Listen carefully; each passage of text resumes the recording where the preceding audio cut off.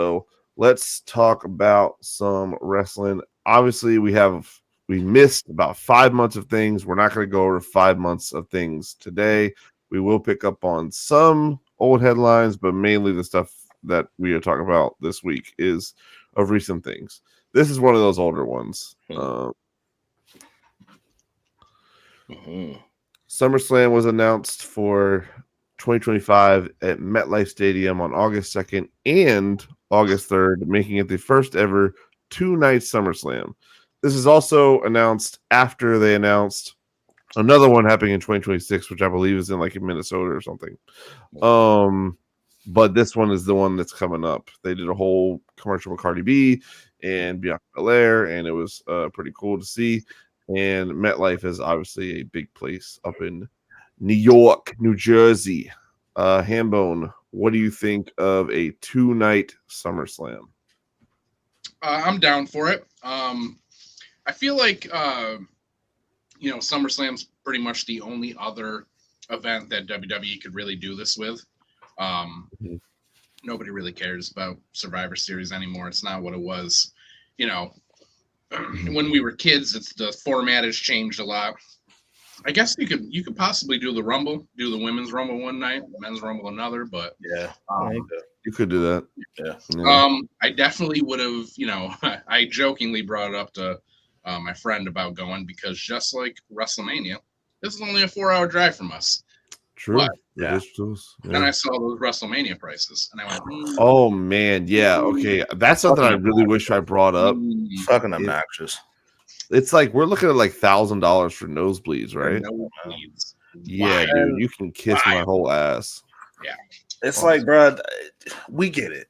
It's WrestleMania, we get it, bro. But god damn, that's a lot, yo. That's a lot. Anybody really paying those prices, bro? You're making bank, and you're making bank and not being able to see much, from what I can tell. Like you're either making bank or you're financing that shit somehow. And if you're financing WrestleMania tickets, that's wild, bro. Because then for that price, yeah. And then, Hammond, you know this. You clearly know this. But, like, bro, on top of the tickets, you got to fucking pay for the hotel or wherever the fuck you're paying at, travel, food, all that shit, bro. Like, it's a commitment. It's a big commitment. Yeah. No, I don't understand the ticket pricing thing at all. Con, how do you feel about the two-night SummerSlam? For SummerSlam, I'm with him. Yeah, I'm not mad at two-night SummerSlam. Makes sense. Like you said, as well, the Royal Rumble two-night thing is a good idea too. But yeah, of all pay-per-views, I'm still kind of a fan of Survivor Series because I do like the War Games aspect. But Survivor Series does not need to be 2 nights at all. But yeah, for SummerSlam, because they call it the WrestleMania of the summer. You're gonna do it, yeah, no, for sure. I was weird about it when they first announced it because, like I said, they announced the Minnesota one first, right? Or is it Minnesota? I want to say it's Minnesota for 2026 or something. And then they announced this one. I wasn't too big on it because I know WrestleMania taking up the whole weekend is a lot for me.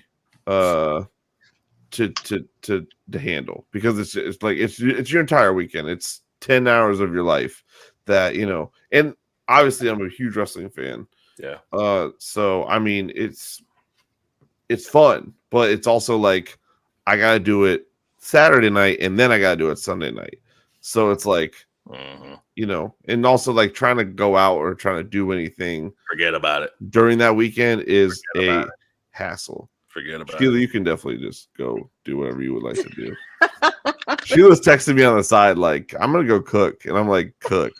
You can bring us with you. Do you please. guys want to come with me? Yeah, please cook on the... I would love for you to just like be cooking.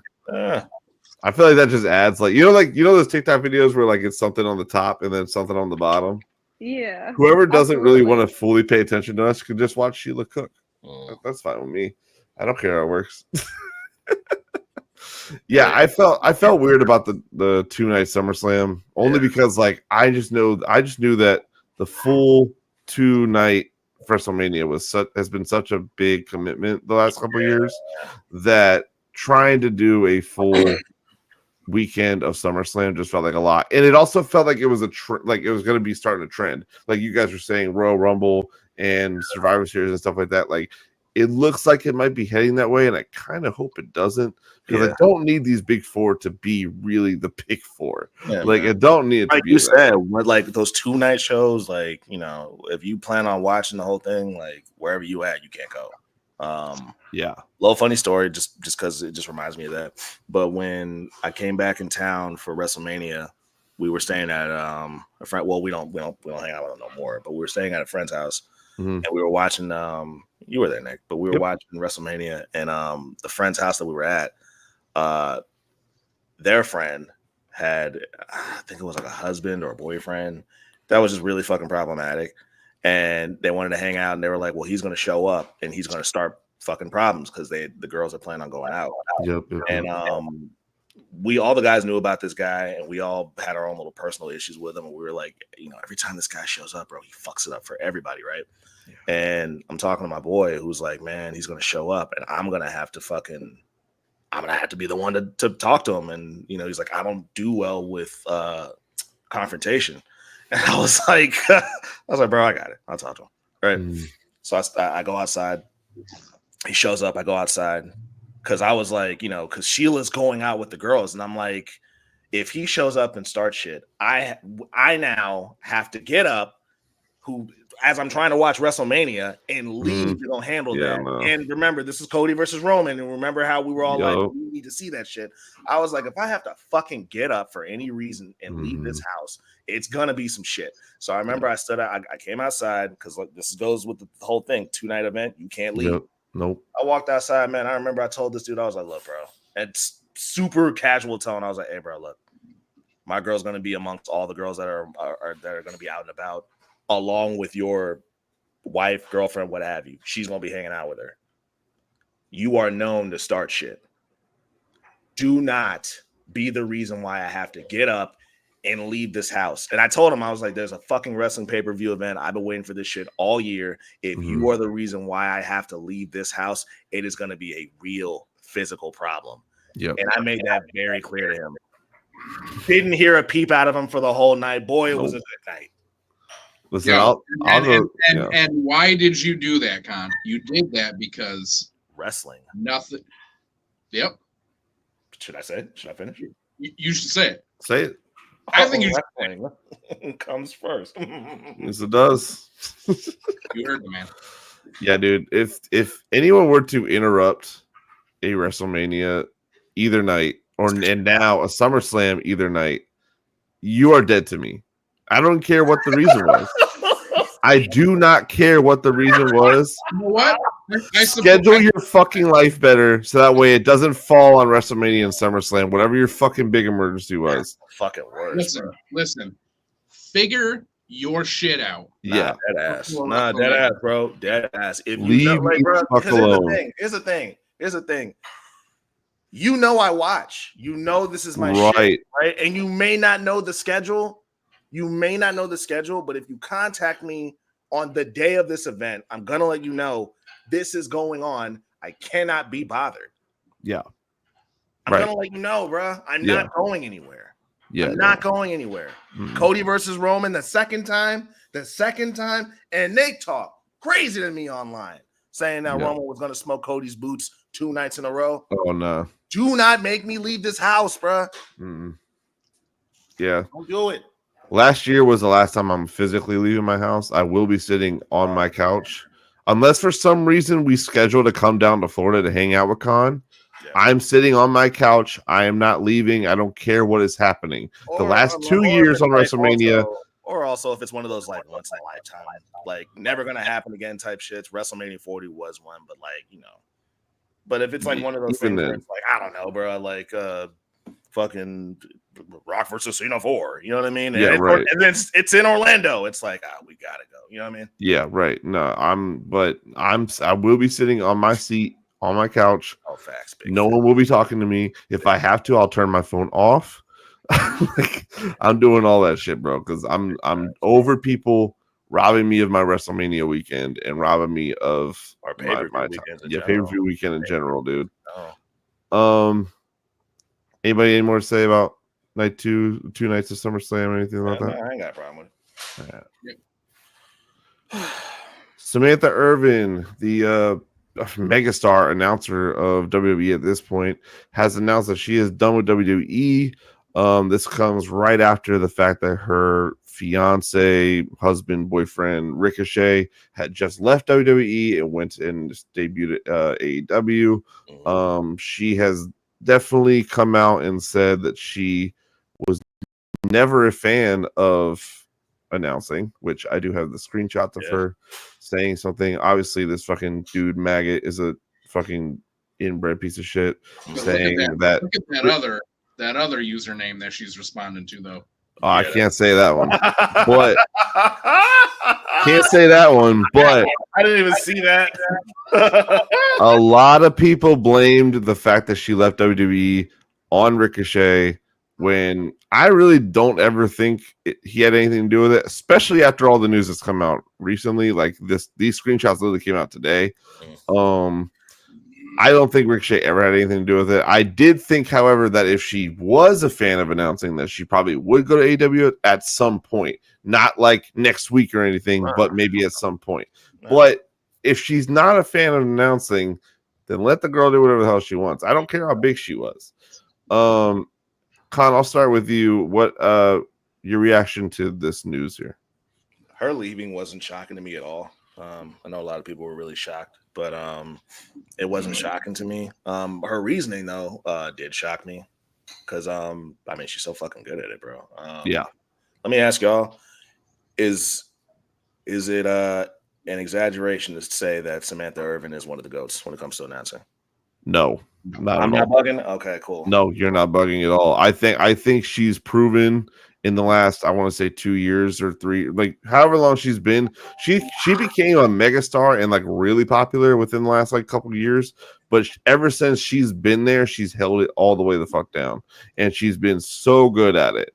And so the fact that she is definitely one among those greats in such a short period of time, I feel like, how long was she with the company? Only 2 years. Only 2 years.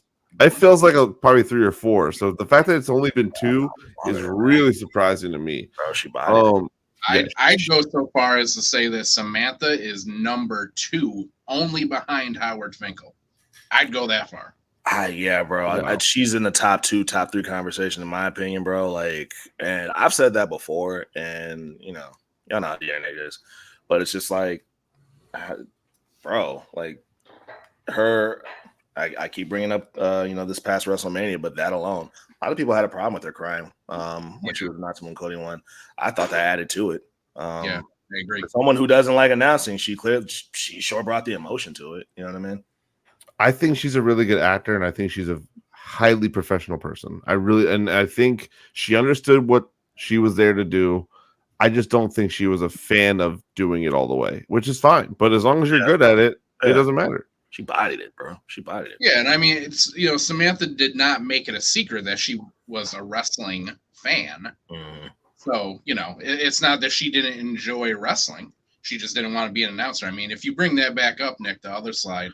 Yeah, she did say what she said. She liked being a manager or something, to right? be her way in because she wanted to be a manager or something like that one day. So I can see that, clearly she does care about wrestling. She showed that at WrestleMania. She just didn't want to be an announcer forever. Yeah.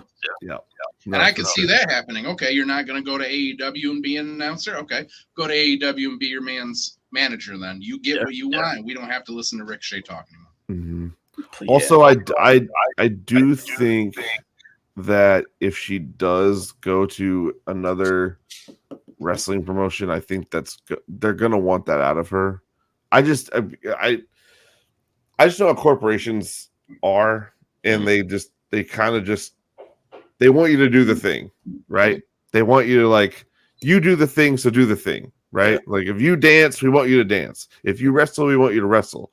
So if you're an announcer and you're really good at being an announcer, I don't see these other companies really getting her unless she's ready to be an announcer. And that's unfortunate for her, but I think she's such a star now to where she could go anywhere outside of wrestling and be whatever she wants to be. Well, I will to interject. I will say, to counter what you're saying, I do think that if she decided to continue to pursue, like just a career in the wrestling industry, she said she doesn't like announcing. I do think, and Hambo, maybe I feel like you would agree with me. If she decides I want to keep doing, keep being in the wrestling industry, I don't want to announce. I think the perfect place for her to go that would welcome her with open arms, with whatever idea she'd had, TNA. Okay. I feel like in my opinion, because people love to say AEW. Well, I feel like it's kind of slowed down with people saying they should go to AEW. Yeah. But in my opinion, I feel like TNA has done the best job of all wrestling companies when it comes to a wrestler leaving WWE and just wanting to just revive or maybe reboot their career. I feel like TNA is the best at rebooting a wrestler's career. There's countless examples. Look at what Nick Nemeth's doing right now. You know what I mean? Like, I feel like TNA is the place that you go to when you want to reinvent yourself successfully. So if she decided she wanted to keep, just remaining in the wrestling business, I think TNA would be the place to go. To your point, though, Nick, you're saying like, oh, I feel like if you're really good at something, another company is going to want you to come and do that thing. Yeah. I would say AEW would probably hire her, let her be a manager just to be like, got her. Got her. Yeah. Tony Khan is that petty. That's very true. But here's the other thing too, because I know that like I sent this in the group chat, so you guys like didn't like look deep into it or anything. But here's the other thing: I would kind of want to see Sam as a manager, because the other thing that she's doing now is she is fucking dragging people on social media now. True. She literally said in one of them, she was like, somebody had said something about like, oh, I believe, I don't have any proof of this, but I believe that this is, because of Ricochet leaving. And she went into the comments and she was like, I'm so glad that I don't have a boss anymore. And I can just say this, shut the fuck up. I don't know. Out there dragging people. So Sheila, you were out there, be a manager and talk her shit. See what happens. Yeah. Sheila, you wanted to say something. What's up?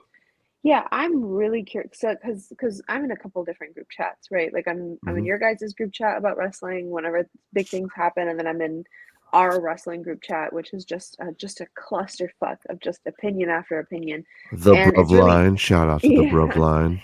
Shout out to the Bruv line. So it's really curious to see a lot of different people's opinions about something big that happens like this, and I'm really trying to understand why people have a problem with her wanting to go to AEW if she does want to go to AEW. Like why people get really angry at the idea of AEW picking her up. Tribalism. Yeah, it's really hard to like explain how wild tribalism is in the wrestling community for people who get into it. Tribalism you have a brand that you like and you are loyal to that brand, and because you are loyal to that brand, you feel like you cannot show allegiance, you cannot show an appreciation to the other ones. To add to what you said, right? Because our boy Aaron, shout out to Aaron. You know what I mean? That's my dog. I believe that he has an AEW bias. He would tell you that he doesn't. I think he does. Because when we had this conversation, I remember we didn't know. We still don't know what she's going to do. But obviously the natural thing is because I definitely was under the impression that she wanted to be with Ricochet, because it just logically just makes the most sense, right? But truthfully, we don't know. But we were having a conversation in the Bruvline chat, and I was like, hey, we don't know what she's going to do. But if she does decide that she wants to go to AEW for whatever reason, be with Ricochet, or she wants to announce somewhere else, she'd smoke it, right? And his immediate response was, I don't know how I feel about that. And I was like, well, why? He's like, I don't know. I just don't know. I'm like, dude, you got to let go of whatever this thing is you have with AEW, because if she decides to be an announcer, it's not like as an announcer, she's showing up and they need a big push. Announcers don't get pushes, bro. She would just announce, right? Yeah. And to add to the point, who's their biggest announcer right now? Justin Roberts. Where did Justin Roberts work at before? WWE. Hypothetically speaking here, if she were to work at AEW and she were to announce, I would imagine that she'd be doing the same shit he's doing. Now they just got 2 heavy hitter announcers on the roster now. Yep. Yeah, no, absolutely. tribalism is so weird to describe, Sheila. Yeah. It's really weird to. I truly really don't understand it. I don't understand, just because there's just people who like are diehard WWE fans, and there's no other room for company in their brain, in their fandom, in anything. And so whenever AEW, TNA, and mainly AEW for WWE tribalists, I don't whenever really AEW, get too much TNA slander nowadays. yeah, but so it's like it's mainly AEW and WWE tribalists are the big ones. Like they're really big. Like AEW do not like WWE and vice versa, right? Yeah, they're And angry at the other. I don't get that shit at all. It genuinely upsets me because it's like talking to walls. Like they're not hearing you. They're not understanding. There's no room for your shit because my shit is my shit and I like my shit. And Dude, I remember at work, I told you about this guy before, but I work with him. He's a wrestler. Well, yeah. he's a wrestling fan, but like specifically avoids watching AEW. But we were watching or it was the pay-per-view. I forgot what pay-per-view. The pay-per-view that Sting retired. And yeah. you know what I mean? He's an older guy, you know what I mean? So like, and typically when you talk to an older fan, ECW, WCW, that's their bag, you know what I mean? So whenever we do talk about wrestling, it's strictly what WWE's doing. He don't give a fuck about AEW. And you know, like the typical anti-AEW fan, they're going to talk about the product even though they don't watch and they don't know what's going on. But one day, it was a day after the pay-per-view where Sting retires. He shows up, he's like, oh yeah, so I peeped the Sting match, right? I peeped the Sting match. So that alone I was already kind of surprised, but surprised in the sense that he watched an AEW product, not surprised in the sense that he would watch for Sting. Yeah. You know what I mean? And he spoke very highly of the match, at least the parts that Sting was involved in, and then immediately goes into, I said something about another match. He's like, oh, I didn't watch all that other bullshit. I'm like, so I go, well, hold on, bro. Hold on. So how'd you watch the pay-per-view, right? That was my first question. How did you watch the pay-per-view? He goes, oh, I paid for it. So he bought it. You bought the pay-per-view? Wow. He goes, yeah, but Sting. I was like, hold up, dog, man. You bought the pay-per-view for one match? For one match. And those pay-per-views aren't cheap, B. Like, no, they're $50. So you paid. I was like, so what'd you do for the rest of it? Right? He says he didn't watch, but like as he keeps talking about it, he's like kind of what he remembers. He's shitting on what he remembers. And I'm like, so you watched it, but you just like, so you hate watched 75% of it and then hung in there for the 25%. And even then you hated on the 25% and only enjoyed the like 10% that involved Sting. It's weird, man. It's weird. That right there explains. It's very weird. That right there explains tribalism as anything can actually do. A guy who doesn't like AEW bought their product just to shit on 80% of it. That's the part where he lost. That's typically like somebody who doesn't like that, like you're gonna get. Come on, bro. We know how we watch wrestling. That's insane. We know how we watch, bro. When we don't want to pay, we know our links that we go to. So I think he's gonna say that. He's like, no, I paid. That's insanity. What do you mean? I've never heard some shit like that before, bro. You paid? What do you mean? Why would you pay, bro? The thing that's wild to me that I don't understand, and this isn't even just about WWE versus AEW. This is just about wrestling in general. And I've said this to you guys before. I've said it a million times. Wrestling is a variety show. It is not made for just one person, for just one taste. I don't care if you're saying you don't like WWE or you don't like AEW or you don't like a certain wrestler in it. Like, none of that shit matters. You need to remind yourself that not everybody thinks the same fucking way that you do. Yeah. Just because it's not for you doesn't mean it's not for somebody else. Yep. Yeah. No, for sure. And that's kind of what, like, you got to keep that in mind when you're a wrestling fan. Because, like, Mercedes Moné is somehow a big star and none of us really agree with that statement. But they keep putting her on TV for a reason, and love her. People love her. Same with what you said, Akira Shida. I don't get it, but Hambone's seen it in person. The lines for Akira Shida at meet and greets are fucking crazy. I don't understand that shit at all. But that's fine. Things work out the way they're supposed to work out. I don't know, but tribalist stuff, I'll never understand. That's the stuff I'll never get. Like, I don't mind you being a fan of something, but when you hate on something to the point of your own detriment of buying something, I don't get it. I don't fucking get it. Even if you don't like it, like, you know what the weirdest part about tribalism is to me? Like the fact that they want harm to come. Oh yeah, those people are extreme. Yeah, I want them to go out of business. Genuine hate. I want Tony Khan to lose that's all genuine his money. hate. I want these 150 wrestlers to all lose their jobs and not have anything to do because WWE can't have 300 wrestlers on their roster. That is the wildest part to me. And there's literally people out there that just wish bad things on another company just because they don't like it. It's crazy. I'll never understand that shit. Yeah. Let's go to this next topic because I do think this is interesting. Khan brought this up last week or another way. I would really like to discuss why this is happening at Crown Jewel. Triple H announced a couple weeks ago that at Crown Jewel they would be having champion versus championship matches, which I'm okay with that concept. Yeah. What I'm not okay with and not really understanding is why we're creating an entire championship belt, everything. I mean, the belt's right there. I don't understand why we're creating this entire championship title belt, whatever you want to call it, for this match, for this pay-per-view, for this right here. Khan, I do want to start with you because I think you were probably the most opinionated, I would say, about the subject. I'm at a loss for as to what's happening here, but I do want to hear what you have to say.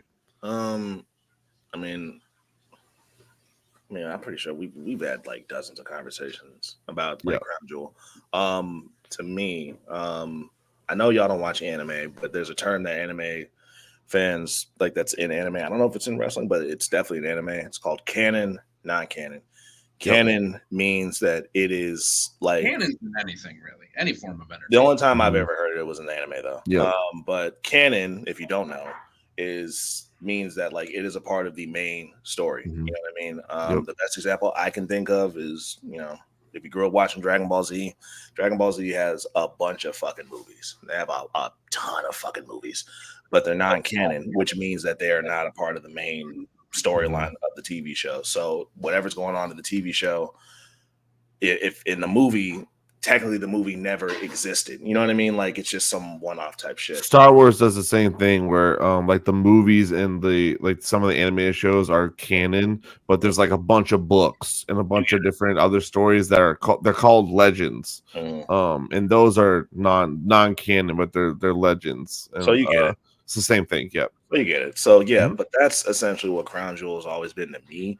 It's just a non-canon pay-per-view. I remember when they first announced Crown Jewel, they're obviously people weren't happy about it just because of, I guess, just the moral aspect of it. Vince McMahon doing business with Saudi Arabia and the reputation that they have out there. So people off jump, people weren't on board with the concept of the pay-per-view. But as years went on, I ain't gonna lie, they've had a couple of bangers on some of these Crown Jewel shows. Absolutely. And fake. They've been pretty good last couple of years.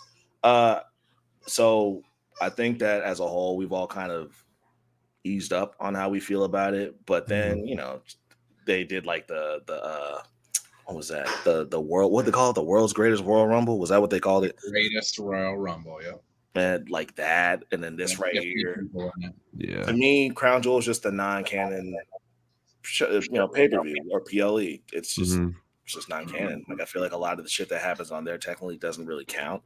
If that makes sense. So when they Crown Jewel Championship, I see it and I just kind of roll my eyes because it's okay, so what are the guidelines of this championship? Is it only going to be present, during when we're talking Crown Jewel? How is it defended? Will it be defended? Why do we have it? So, I mean, let's be honest. We watched that world's greatest Royal Rumble or whatever. Yeah. And the person who won it was Braun Strowman. And when he won it, he received the title belt. When we saw it again? Never. And the same thing's going to happen with this. We're going to see it. They're going to have a match. They're going to celebrate with it on that event. We're never going to see it again until maybe next year, where they just do it over and over, whoever the two champions are. Right. It's one time to say I won this, and then we're never going to see it again. Pretty much. On the actual canon TV shows. Yeah, and that's kind of been my biggest thing is like I agree with Khan a lot with being non-canon because I just feel like whatever story leads us into Crown Jewel, it's like 3 weeks and then Crown Jewel happens and then we just obviously move on, and it's basically a filler almost because it's not. It really has nothing to do with like I don't think I've ever seen a championship title like change hands Ever. at a Crown Jewel. You know what I mean? So like it's not like whatever's coming up is going to be like some sort of game changing thing that happens at the pay-per-view. I think also too it's similar to like the WWE Speed title is a good one where like we never see that on TV. And the Owen Hart titles that AEW created, like we never see them carry those around. Well, like, in the defense, I do think that because I'm with you. I do think that they did do it right a little bit with the new stipulation that they added to it. Which one was that? Doesn't the person who wins the tournament don't they get a shot at the world championship? That did happen. You're right. Yeah. So that's a little better. Like your saving grace with them. That's a better. Yeah, exactly. There's a canon stipulation to it. Yes. So that's cool. But like as far as like making the belt or like having a trophy or anything like that, it doesn't really make sense to do this because I personally, unless we actually, because we obviously we've never seen the Crown Jewel Championship before. Mm-hmm. We don't know what's going to happen. If they do, for whatever reason, let's just say Gunther wins it, right? Yeah. And I do also think Gunther might actually win it. But if Gunther wins it, is he carrying both titles for 2 months? Is that the plan here? Because can someone fight for that Crown Jewel Championship? I don't fucking think so. I really don't. I really think this is going to end up being one of those one-off things that we're just never going to see again. And it doesn't make sense. And that's kind of our whole argument here is that I think WWE and the other companies are just making these one-off titles for what reason? Well, okay. Oh, here we go. We know why. Yeah. We know. Yeah, we know why. Okay. Because blood money. Yeah. That's why. Yeah, Saudi. This is like Saudi wanted a ton of money for these pay-per-views, and now they're saying we want you to make something that's a big deal for us. That's the only reason this is happening. Because remember when they first started this? Remember the stuff they were asking for? Like they were like, "We want to see Andre the Giant." They were asking for dead people and stuff like that. They asked for Yokozuna. Been dead since 1999. Yeah, so this is like for Saudi. This is strictly for Saudi. This is them just appeasing their money liner, their pocket liners. I think I'd take this more seriously if there was some sort of tournament for this instead of being a champion versus champion thing. Yeah, because the moment you make it a champion versus champion team, we know what you're doing, and so it's like if you at least gave this, if you turn this into a seasonal mid-carder thing, we know what this is. Almost like their version of what AEW did, the Continental Classic. If they did the Crown Jewel Classic, if they did a Crown Jewel Classic and then someone held this title for a little bit, and I wouldn't even bat an eye at something like that. That sounds amazing. Because right now we'd be watching this tournament and being like, "Oh, the fucking winners of this shit is going to win a Crown Jewel and hold this title for a little bit, and it's going to look sick." Yeah. But honestly, we know the minute you bring the two world champions together, that this is not going to be some other belt that this champion's going to hold. Yeah, it doesn't matter. You know what it is. Yeah, I mean, it would probably be like that would be a great idea, and that would also bring it into the canon world. Okay, well, we're going to take a bunch of mid-carders. We're going to have a tournament for it. Whoever wins gets this title, and then maybe at some point you can trade this title in for a shot at the World Heavyweight or the WWE title. That could be like the stipulation, and then you could make what happens at Crown Jewel actually matter to us, the fans. But it doesn't matter because we already know what happens when this is over.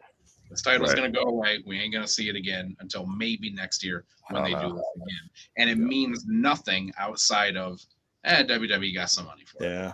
Like Nick said, if they made this a tournament format, I would have totally been locked in. I've been all in. All in on this. Idea for this would be yeah, bro. Like all in on this. Yeah, I'd be much more interested in it. Yeah. But the minute you made it champion versus champion, I tuned out. We know what it is. Yeah, I knew what it was. They used to do it for Survivor Series. We know what it is.